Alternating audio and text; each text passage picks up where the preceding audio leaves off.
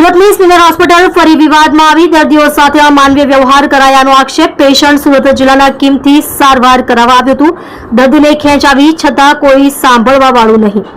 પેશન્ટને કંઈ થઈ જાય તો કોણ જવાબદાર રહેશે? પેશન્ટના પરિવારજોને ઉશ્કેરાઈને વિડીયો ઉતારતા સ્ટાફ દ્વારા ઉદ્ધતાઈ ભર્યું વર્તન કરાયું। હાલ આ વિડીયો સોશિયલ મીડિયામાં હવાની જેમ સુરતની સિવિલ હોસ્પિટલની કાલી કરતૂતો વાયરલ થઈ રહી છે।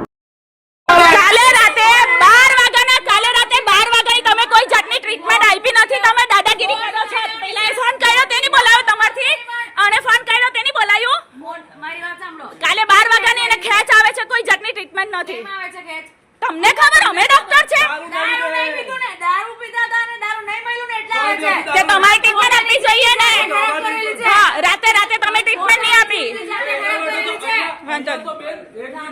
કોઈ ટ્રીટમેન્ટ મળી તમને એવું લાગે દવાઓ બધી ગયે છે અરે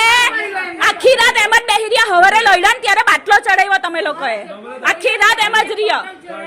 અત્યારે નીચેથી તમારા ડોક્ટરે કીધું કે ઇમરજન્સી કેસ છે ત્યારે તમે એને ઇન્જેક્શન આપ્યું તમારા એક ડોક્ટર અલગ કે એક ડોક્ટર અલગ કે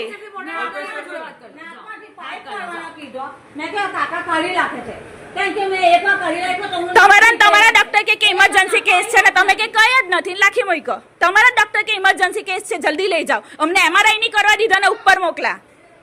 ને હવે અમે પાછા એમઆરઆઈ કરવા જઈએ તો તમે કેમ ખેંચો છો અમે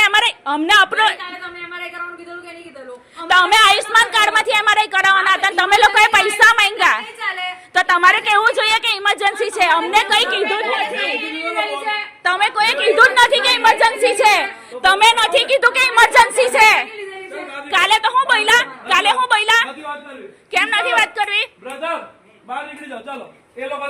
કાલે એમ કે એમઆરઆઈ ની જરૂર નથી ને હવે આજે કે ગંભીર કેસ છે।